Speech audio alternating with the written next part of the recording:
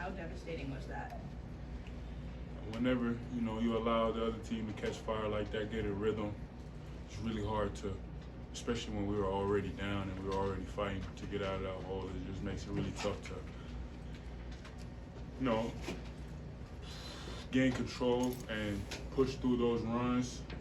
But it's coverage, is defensive assignments, and us being on the same page. But it is very rough, and it's something that's, of course, fixable, and of course, credit to them, but something that we need to figure out as a team, how to stay defensively more consistent and on the string. Please grab a microphone for the questions. Andrew? Olivier is a veteran who's, played a lot of college ball. I guess, what is your message to teammates kind of in the locker room and even in practice and stuff during this, rough stretch? This rough stretch, we've been struggling all year, but when it comes to that, the beauty of college basketball will and always is and has been the fact that your last game isn't your last game until you lose your last game. So, if the only way it's over with for us is if we just quit, put our heads down and stop trying.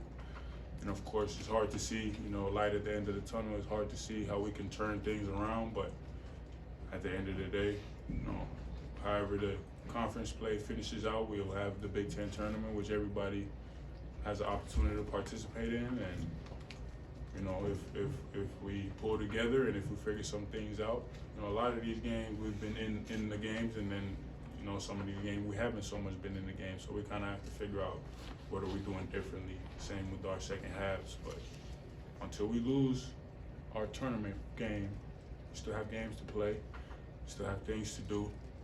We still have time to turn the corner and, finish on a better note than what we've been going on. Does anybody else have anything? In the first half, you guys only attempted 3 3-pointers.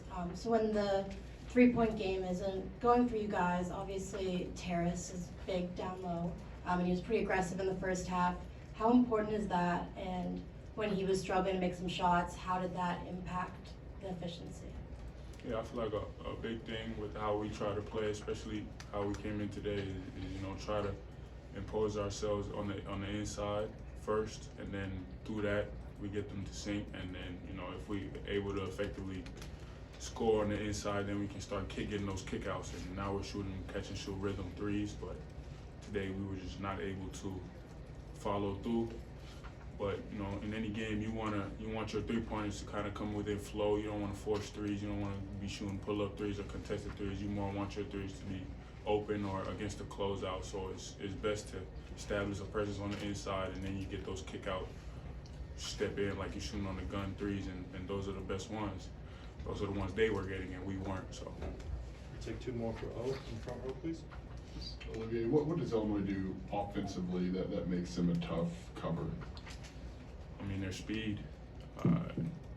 Shannon didn't play last time we played, and today you guys saw he just, as soon as he catches that ball in transition in stride, like a rocket coming downhill, he gonna hit you with that Euro, or if you don't bite, he's going straight through you. And as soon as you start backing up, he's athletic enough to just jump to where now you can't take a charge anymore because you're shuffling your feet, and if you stop, that's your foul once he takes off. So the speed that they play with, I feel like that's a group that's been together for a while. Whatever additions they've made, the core has been together for a while, and when it comes to college basketball, that's a big thing, having a core group that knows each other's tendencies and have played together for a while, and they're an older group. So, yeah. Andrew, you want to close this out, please? Sure. Olivier, you're talking about, Big Ten tournament and finishing the season strong. I guess, what gives you confidence that can happen, or I guess what needs to change to make that happen? My confidence will always come from the work that I put in, and our confidence, I feel like, is from the same thing. We know we work every day. We know, however these games have gone and will go, we know that we go back every day and try to learn from it, try to find solutions, try to be better. And it's unfortunate how it's been going, but we work at this. Everybody individually works at it. We all put in pain. We all have confidence in the work that we put in.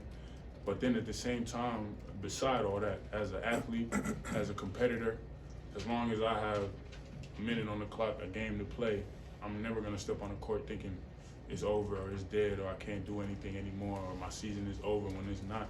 That's just not in me, and that's not in my teammates. Olivier, thank you so much. Great job, boy. Questions for Coach Howard, please. Please raise your hand and grab the microphone. Juwan, how difficult is it for you to play home and road and have like a different lineup when you go on the road right now? Yeah, it's not easy. I would not try to sit here and kid you not that it's comfortable for us.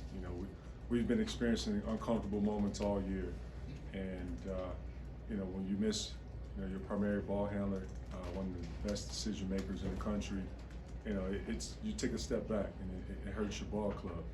But we've tried to manage a way of, because you have competitive guys that's every time they put that jersey on, they're going out there competing no matter who's out there or not.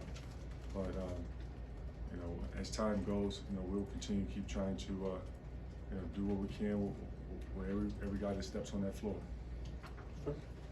Juwan, I know you're familiar with Terrence Shannon. What stood out? Very familiar with Terrence Shannon. You're welcome. Would you elaborate on that? What stood out about him today? You're welcome. Yeah. Terrence Shannon is a guy who I recruited, who committed to the University of Michigan, as you all are very aware of. And you're welcome. He's played extremely well since he's been here. And I'm so proud of him. He's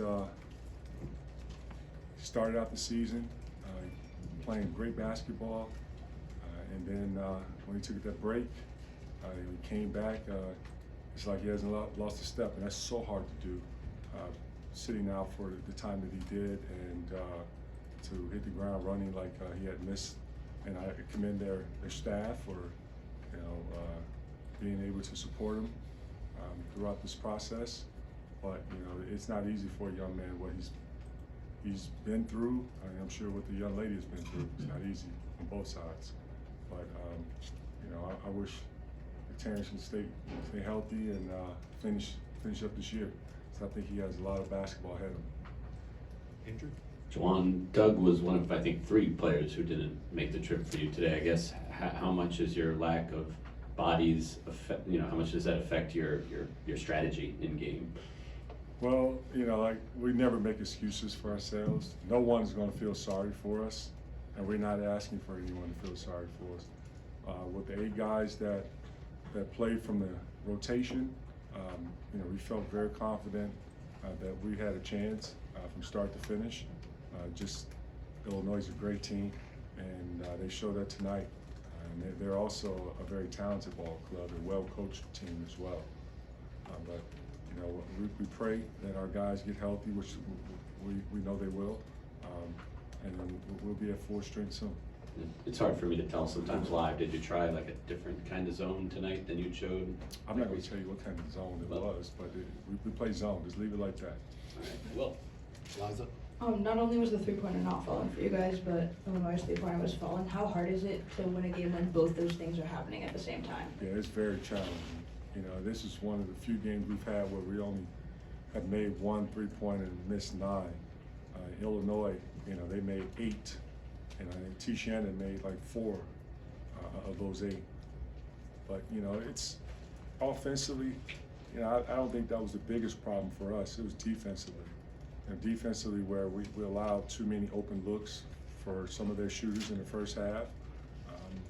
Also, like there was paint points where we know T. Shannon was going to put his head down in transition. Like Olivier said, he's so athletic and strong that we tried to, of course, keep a body in front.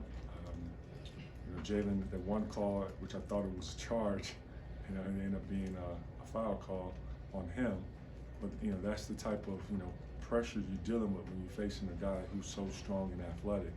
But then to add to their entire roster, they have some guys that that can score the ball, that are also talented and skillful. This team is really good. And they're gonna have a chance. They're gonna make some noise, in the tournament. I really predict that. We'll go 2 more, front row and then Andrew. I guess, Juwan, you've seen Coleman Hawkins kind of throughout his whole career going up against him. How has he evolved as a player, and what does he bring to Illinois that makes him difficult? Well, let's start with his experience. You know, he's played in a lot of, you know, big games early on, and each year he's progressed. He's always added something to his game, and you know, I would say this year he's, you know, shooting the ball extremely well from the outside.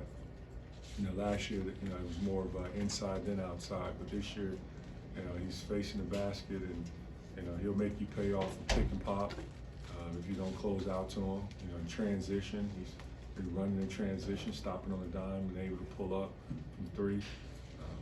You know, he has a nice size, you know, with him, but more importantly, you know, he's a kid that has a high IQ, that knows how to play the game. Andrew? I know the losing's not fun, but are you still are you still enjoying the daily grind of coaching and Man, trying to improve? I was sitting there, let me tell you this, September 15th, I spent 15 days in the hospital with open heart surgery, and those 15 days in the hospital was like nights of thinking and appreciating life, and always will. And so now to be here coaching, you know, that's a blessing. You know, a guy who almost lost his life. So do I enjoy coaching? You're damn right I do. And I enjoy, you know, being with these young men and learning from them and growing with them. I enjoy working with my staff and challenging each other and helping each other grow. And you know, I enjoy the crowd. You know, all the BS that they say to me. You know, that's, you know, trying to, of course, distract me. And I enjoy that. That's what competitors do. When you're a competitor, you know, this is what you've grown so much and embraced. You know, I never forget as a kid growing up here in Chicago, I always wanted to, you know, be a basketball player, then to accomplish an NBA basketball player, and then have an opportunity to coach on the collegiate level at my alma mater. Man, this is a blessing.